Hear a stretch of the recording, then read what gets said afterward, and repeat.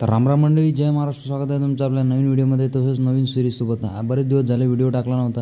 हे जे फोटो पाहू राहिले तुम्ही, हे आपण नवीन कामाची सुरुवात होती.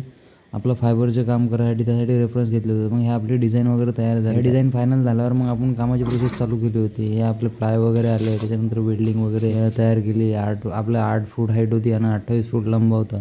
तर आपण मोठा पॅनल बनवायचा होता, तर हे पहिले छोटं काम करून टाकलं पहिले गौतम बुद्धाचं. या पॅनलची साईज जवळपास 8x18ची होती. आणि हे काम आपल्याला रिलीफमध्ये बनवायचं होतं. क्ले बऱ्याच दिवसांना पहिल्यांदाच हात लागला होता, कारण कॉलेजच्या टाईमी केलेलं काम आणि त्याच्यानंतर 4-5 वर्षांना हात लागल्यावर थोडंसं भारीच गेलं. या कामात एकदम नॉलेज नव्हतं, पण बेसिक गोष्टी सगळ्या माहीत होत्या. तर बऱ्याच गोष्टी यूट्यूबच्या भरोश्यावर आणि यूट्यूबसोबतच पुनीत दादानं आपल्याला भरपूर सपोर्ट केला. त्याच्या सपोर्टमधूनच आपल्याला भरपूर मदत झाली, मटेरियल झालं, सगळ्या गोष्टी झाल्या.